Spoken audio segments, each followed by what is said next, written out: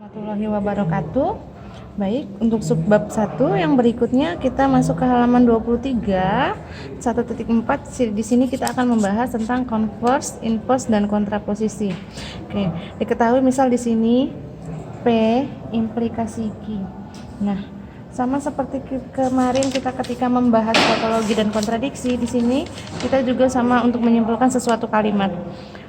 Dipindahkan kalimat ketika P implikasi Q, maka konversnya menjadi, untuk dikonversikan menjadi konvers, dia menjadi Q implikasi P. Sedangkan untuk menjadi mengubah dia kalimat menjadi inverse, inverse adalah negasi P implikasi negasi Q.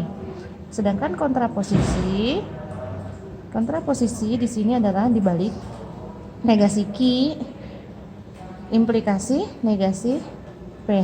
Oke, kita masuk ke dalam sebuah kalimat. Kita lihat untuk halaman selanjutnya. Untuk tabel kebenaran silahkan diperhatikan saja perbedaannya. Nah, kita masuk ke contoh 1.6. 1.6 di sini adalah jika A merupakan bujur sangkar, maka A merupakan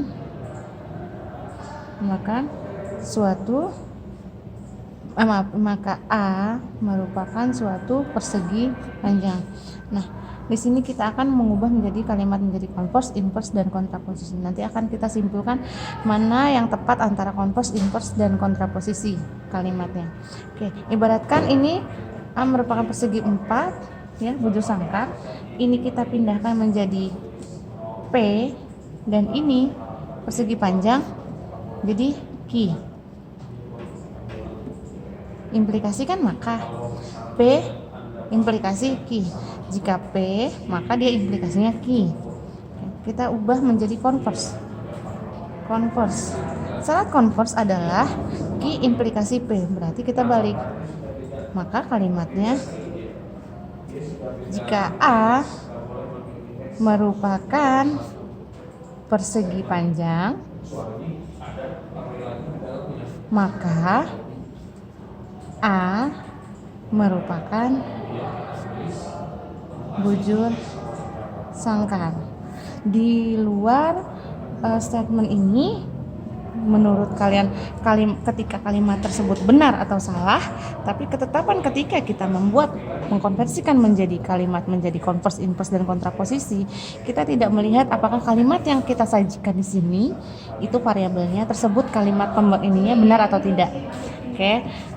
Itu yang perlu dipahami. Kemudian kita masuk ke inverse. Inverse adalah ketika kalimat P negasi Q kita ubah menjadi inverse, maka negasi P implikasi negasi Q. Maka tidak semua tidak semua. Bukan tidak sama saja. Jika A bukan bujur sangkar,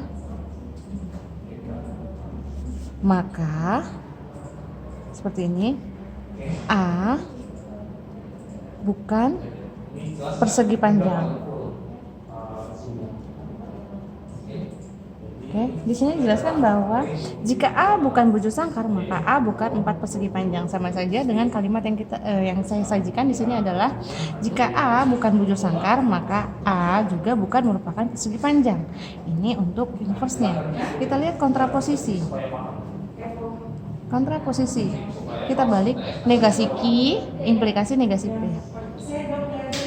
Di sini jika A bukan 4 persegi panjang, maka A bukan bujur sangkar. Nah, inilah untuk mengkonversikan menjadi converse, inverse dan kontraposisi. Sini dijelaskan bahwa tampak bahwa converse tidak selalu benar karena Empat persegi panjang belum tentu merupakan suatu bujur sangkar. Kita tidak menentukan seperti apa kalimatnya, tapi kita mengkonversikan menjadi kalimatnya menjadi converse. Kita tidak perlu melihat apakah kalimat tersebut itu benar atau tidak. Kita hanya mengikuti ketetapan yang sudah ada. Ketika dia mau merubah menjadi converse, maka syaratnya adalah kita balik ke implikasi P, seperti itu. Oke. Demikian juga untuk inverse. Nah, kita perhatikan untuk inverse di sini. Jika A bukan bujur sangkar, maka A mungkin saja merupakan empat persegi panjang. Oke, ini untuk inverse. Sebaliknya, untuk kontraposisi selalu bernilai sama seperti implikasi mula-mula, dalam hal ini bernilai benar. Berarti untuk kontraposisi dalam hal ini selalu bernilainya, hasilnya adalah kesimpulannya ada di kontraposisi. Tidak diperhatikan bagaimana pembentuk kalimatnya tersebut benar atau salah. Yang pasti ketika kita mengubah menjadi converse, inverse, dan kontraposisi, kita hanya mengikuti ketetapan yang ada. Berikutnya kita masuk ke halaman 25, ada inferensi logika. Logika selalu berhubungan dengan pernyataan yang ditentukan oleh nilai kebenarannya. Seringkali diinginkan untuk menentukan benar tidaknya kesimpulan berdasarkan jumlah kalimat yang diketahui kebenarannya. Dalam subbab ini akan dipelajari teknik-teknik penurunan dengan contoh dalam dunia nyata. Nah, di halaman 26 seperti ini ada pernyataan bahwa ketika ada pernyataan kalimat, kesimpulan-kesimpulan pernyataan atau dikatakan dengan hipotesa-hipotesa, dari beberapa hipotesa yang ditampilkan ada kesimpulan akhir yang disimbolkan dengan maka atau jadi, ya, seperti ini. Nah, kita lihat suatu argumen dikatakan valid apabila sembarang pernyataan yang disubstitusikan ke dalam hipotesisnya, jika semua hipotesis tersebut bernilai true, tiap-tiap baris hipotesa bernilai true dan kesimpulannya juga bernilai true, kesimpulan juga bernilai true. Ya, jika semua hipotesis tersebut benar, maka kesimpulan juga benar. Setiap hipotesa bernilai true, maka kesimpulan juga true. Maka dia tersebut dikatakan hipotesisnya benar. Tapi sebaliknya, meskipun semua hipotesis bernilai benar, meskipun semua hipotesisnya nanti bernilai benar, tapi ada kesimpulan yang salah, maka argumen tersebut dikatakan tidak valid. Maka kita akan menyebut argumen tersebut menjadi valid atau invalid. Syarat untuk mendapatkan argumen valid atau invalid. Di sini, untuk mengecek apakah suatu argumen merupakan kalimat yang valid dapat dilakukan dengan langkah berikut. Tentukan hipotesis dan kesimpulan kalimat. Oke, kita masuk ke contoh 1.17. Di sini. 1.17. Di sini ada contoh P disjungsi dalam kurung Q disjungsi R, hipotesa 1. Ini hipotesa 1 namanya. Kemudian ada lagi negasi R, ini hipotesa 2. Kesimpulannya jadi P disjungsi Q. Nah, kita akan melihat ketika hipotesa 1 bernilai true dan kesimpulan menjadi true, maka dia dikatakan valid setiap baris-barisnya. Oke, kita bahas satu persatu. Di sini ada P, Q, R. Berarti di sini 2 dipangkatkan menjadi 3 variabel menjadi 8 baris. Penyelesaiannya adalah di sini barisnya ada 1, 2, 3, 4, 5, 6, 7, 8. Oke, di sini ada P, di sini ada Q, dan ada R. Oke. Pembaginya adalah kita bagi 2 terlebih dahulu. True, true, true, true, false, false, false, false.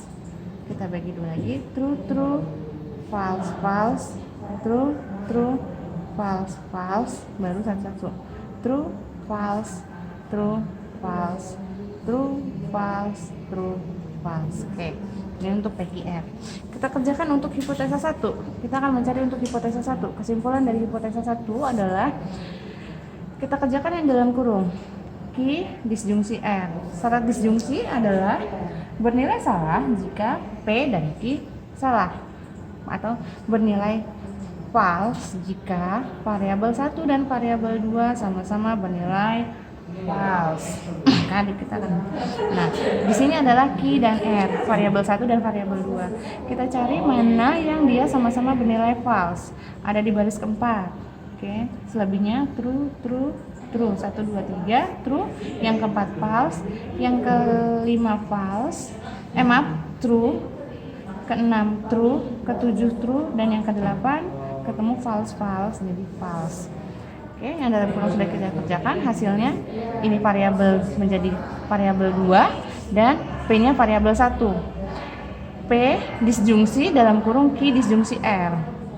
Jadi ini variabel 1 dan ini variabel 2. Oke, untuk baris pertama sama-sama bernilai true. Hipotesa 1 ya, Ibu tulis hipotesa 1. Yang kedua bernilai true, yang ketiga bernilai true, keempat true, kelima true, keenam true, ketujuh true, kedelapan false. Oke, kita lihat kesimpulannya di sini. Oke, true, true, true, true, true, true, true, dan false. Oke, ini untuk hipotesa 1. Kita cari hipotesa 2. Hipotesa 2 adalah hipotesa 2 di sini adalah negasi R. Huruf kecil negasi R. Negasi R berarti di sini adalah false, true, false, true, false, true, false, true. Ini untuk hipotesa 1 dan untuk hipotesa 2. Antara hipotesa 1 dan hipotesa 2 bisa disimpulkan bahwa kita akan mencari kalau dia mau dikatakan valid adalah dia bernilai true. Tapi akan kita bandingkan dengan kesimpulan. Oke, di sini kita secara perlahan kita lihat dulu untuk kesimpulan hipotesa 1, untuk hipotesa 1 dan hipotesa 2 di baris keberapa aja bernilai true, maka dia akan ada di baris kedua, baris keempat, baris keenam. Sudah cukup 2, 4, dan 6. Nah, di sini akan kita bandingkan dengan kesimpulannya akan menentukan dia menjadi valid atau tidak. Kita buat P disjungsi Q, berarti P dan Q. Kan kita cari bernilai P dan Q, syarat disjungsi tadi tetap sama adalah bernilai false jika variabel 1 dan 2 sama-sama bernilai false. Yang akan kita bandingkan adalah P dan Q. Di baris pertama dia mendapatkan nilai true. Baris kedua dia true, baris ketiga true, baris keempat true, kelima juga true, keenam false, keenam 1, 2, 3, 4, 5, 6, 1, 2, 3, 4, 5, 6, dia menjadi true lagi, ketujuh dia true, dan kedelapan dia, ketujuh dia false, dia menjadi false, kedelapan dia false. Oke. Yep. Tidak perlu perhatikan yang lain, perhatikan yang sudah mendapat nilai hipotesanya yang sudah dapat true di baris kedua, keempat, dan keenam. Kita lihat untuk kesimpulannya. Baris kedua, hipotesa 1 bernilai true, hipotesa 2 bernilai true, dan untuk kesimpulan juga bernilai di baris kedua true. Jadi ini adalah kesimpulannya valid. Untuk baris keempat, true, 1, 2, 3, 4 dia juga bernilai true, maka dia juga valid. Kemudian baris keenam true, dan ini baris keenam juga bernilai true, maka dia valid. Nah, jadi kesimpulannya adalah untuk kalimat soal nomor A, argumen yang bernilai valid ada di baris kritis adalah baris kedua, 4, dan 6. Baris yang semua hipotesisnya bernilai true. Oke, inilah yang bernilai true, 2, 4, dan 6, atau yang bernilai valid. Ya, begitu juga untuk soal B, silakan diperhatikan sama saja dia akan mendapatkan kesimpulan dan nanti akan baris di mana saja dia yang akan bernilai valid. Oke, silakan dibaca kembali bukunya untuk di halaman 28. Terakhir, untuk bab 1 materi metode inferensi ini tidak dijelaskan karena ada di logika matematika, logika di logika, kemudian tidak perlu dijelaskan. Kita masuk ke dalam tugas. Tugasnya ada di halaman 43, melanjutkan yang kemarin 42 dan 43. Ada di nomor 30, 31, 32, 33, 34, 35, 36. Ya, cukup. 30 sampai 36. Ini adalah tugas terakhir untuk bab 1. Selebihnya silakan dicoba kembali sendiri untuk latihan-latihan yang lain sebagai bahan UTS kalian. Minggu depan kita masuk ke dalam bab 2 yaitu aljabar boleh.